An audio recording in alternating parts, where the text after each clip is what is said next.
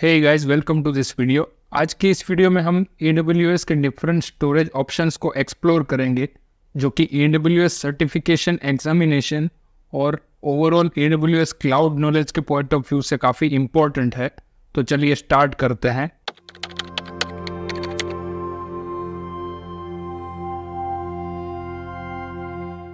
AWS के storage options को हम 3 कैटेगरी में डिवाइड कर सकते हैं। First is object storage, second is block storage and third is file storage.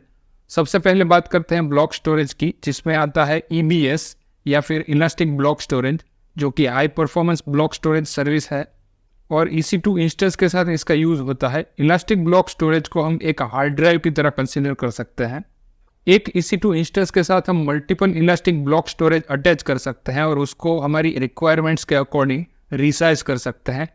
इसके फीचर्स की बात करें तो ये एक परसिस्टेंट स्टोरेज सर्विस है। मीन्स अगर आप EC2 इंस्टेंस को स्टॉप या फिर टर्मिनेट करते हो, फिर भी आपका डेटा है वो परसिस्ट रहेगा। नेक्स्ट, EBS एक हाई परफॉर्मेंस स्टोरेज प्रोवाइड करता है, जिसको हम ऐसी एप्लीकेशन के लिए यूज़ कर सकते हैं जिसमें हायर थ्रूपुट और लोअर लेटेंसी की रिक्वायरमेंट हो। और EBS स्नैपशॉट का फीचर प्रोवाइड करता है, जिससे कि हम पूरे स्टोरेज वॉल्यूम का बैकअप ले सकते हैं in the form of snapshot, और फर्दर उस स्नैपशॉट को रिस्टोर करके हम एक नया EBS स्टोरेज क्रिएट कर सकते हैं whenever we require. EBS data encryption को सपोर्ट करता है at rest as well as in transit using AWS KMS keys.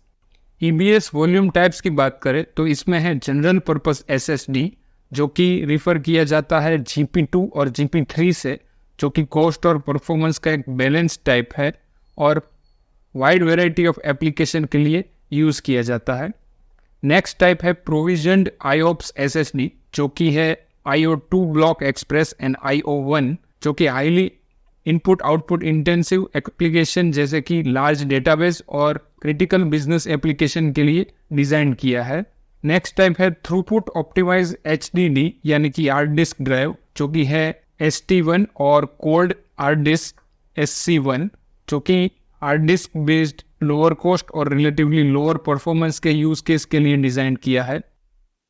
Next है S3, जो कि एक ऑब्जेक्ट स्टोरेज सर्विस प्रोवाइड करता है, जिसमें कोई भी टाइप की files as an object store होती है। S3 सर्विस के फीचर्स को देखें तो S3 ऑटोमेटिकली स्केलेबल है, जो कि यूजर्स की नीड के अकॉर्डिंग ग्रो करता है। वर्चुअली देखें तो S3 बकेट के अंदर unlimited amounts of data store कर सकते हैं। नेक्स्ट है S3 99.11 तक की ड्यूरेबिलिटी प्रोवाइड करता है through multiple availability zone feature. Means S3 bucket में स्टोर किया हुआ डेटा लॉस्ट होने के चांसेस ऑलमोस्ट ना के बराबर है। नेक्स्ट है S3 की अवेलेबिलिटी। S3 99.99% अवेलेबिलिटी ऑफर करता है, जिससे कि हम जब भी चाहे अपना डेटा क्विकली रिट्रीव कर सकते हैं S3 बकेट में से। S3 में वेरियस लेवल की सिक्योरिटी सेट कर सकते हैं, जिसमें आता है S3 data security at rest and at transit को सपोर्ट करता है, जो कि हम AWS की मैनेजमेंट के थ्रू सेट कर सकते हैं, और IAM यूजर के थ्रू डेटा के एक्सेस को कंट्रोल कर सकते हैं, और बकेट पॉलिसी और एक्सेस कंट्रोल लिस्ट के through fine grain permission set कर सकते हैं। नेक्स्ट है कि S3 बकेट कॉस्ट और परफॉर्मेंस को ऑप्टिमाइज करने के लिए वेरियस स्टोरेज क्लास को सपोर्ट करता है, जिसमें है S3 स्टैंडर्ड ऐसे डेटा के लिए जो कि फ्रीक्वेंटली एक्सेस करने की रिक्वायरमेंट होती है। नेक्स्ट है S3 इंटेलिजेंट टीयरिंग, डेटा को ऑटोमेटिकली डिफरेंट टीयर में मूव करता है उसकी एक्सेस पैटर्न के अकॉर्डिंग। नेक्स्ट है S3 स्टैंडर्ड इनफ्रीक्वेंट एक्सेस, ऐसे डेटा के लिए जो कि लेस फ्रीक्वेंटली और रैपिडली एक्सेस करने की रिक्वायरमेंट है। नेक्स्ट है S3 one zone infrequent access, ऐसा डेटा जो वेरी रेयरली एक्सेस करने की रिक्वायरमेंट हो और सिर्फ सिंगल अवेलेबिलिटी जोन में प्लेस करना हो। ऐसे केस में हम S3 one zone infrequent access class का यूज़ कर सकते हैं। नेक्स्ट है S3 ग्लेशियर, जो कि डेटा आर्काइवल क्लास है और स्टोर्ड डेटा को रिट्रीव करने के लिए फ्यू मिनट से लेकर फ्यू आवर्स तक का टाइम ड्यूरेशन लेता है और रिलेटिवली लोअर इन कॉस्ट है। नेक्स्ट है S3 ग्लेशियर डीप आर्काइव, जो कि usually long term archival purpose के लिए डिज़ाइन किया गया है, जिसका रिट्रीवल टाइम अराउंड 12 आवर्स जितना होता है, जो कि एक्सट्रीमली कॉस्ट इफेक्टिव सॉल्यूशन है अगर फाइल एक्सेस ड्यूरेशन की प्राइमरीली रिक्वायरमेंट नहीं है तो। नेक्स्ट फीचर है वर्जनिंग। S3 ऑब्जेक्ट वर्जनिंग को सपोर्ट करता है, जो कि एक्सीडेंटल ऑब्जेक्ट ओवरराइड्स या डिलीशन को प्रिवेंट करता है। नेक्स्ट है life cycle policies. Life cycle policies के फीचर के थ्रू ऑब्जेक्ट्स को मल्टीपल स्टोरेज क्लास में ट्रांजिशन कर सकते हैं using life cycle rules. Life cycle rules को हम डिफाइन करके कोई एक ऑब्जेक्ट यानी कि कोई एक फाइल को, ये जो हमने ऊपर जितने भी स्टोरेज क्लास डिस्कस किए उनके बीच मूव कर सकते हैं based on the time duration. Next feature है replication.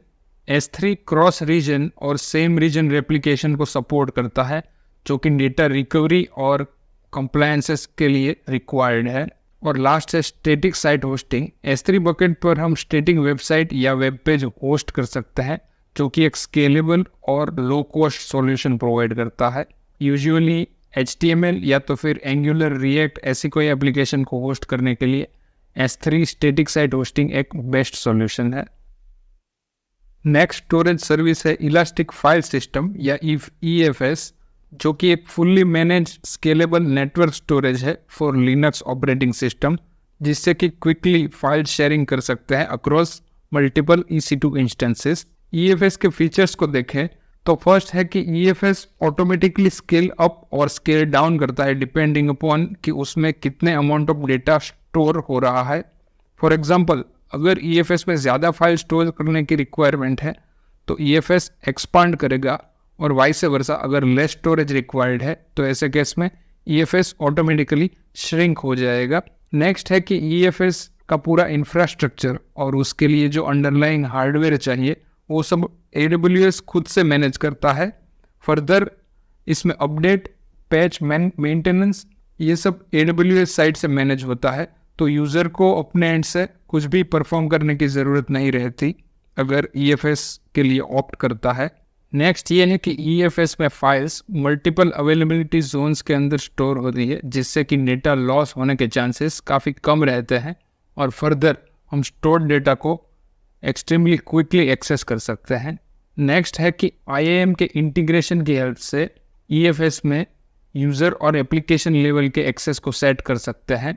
EFS network file protocol NFS को सपोर्ट करता है, जिसके थ्रू फाइल परमिशन को हैंडल किया जा सकता है। नेक्स्ट है backup and restore. EFS automatically backup provide करता है यूजिंग AWS बैकअप सर्विस, जिससे कि जो शेयर्ड डेटा है उनको प्रोटेक्ट किया जा सकता है। नेक्स्ट है एनक्रिप्शन। EFS के डेटा को बोथ एट रेस्ट और एट ट्रांजिट पर एनक्रिप्ट कर सकते हैं using AWS KMS keys. Next है कॉस्ट मैनेजमेंट। EFS पे एज यू गो मॉडल पर वर्क करता है। इसका मतलब है कि आप जितना स्टोरेज यूज़ करते हो उतने स्टोरेज के लिए ही आपको पे करना रहता है। तो ओवरऑल EFS एक रिलायबल, स्केलेबल और fully managed shared storage provide करता है, जिससे कि डेटा को मल्टीपल एप्लीकेशन के बीच में शेयर किया जा सकता है। तो ऐसे हमने AWS के वेरियस स्टोरेज ऑप्शंस और उनके फीचर के बारे में देखा। तो आई होप कि ये वीडियो आपको इन्फॉर्मेटिव लगा होगा। तो मिलते हैं नेक्स्ट वीडियो में। Till then have a nice time.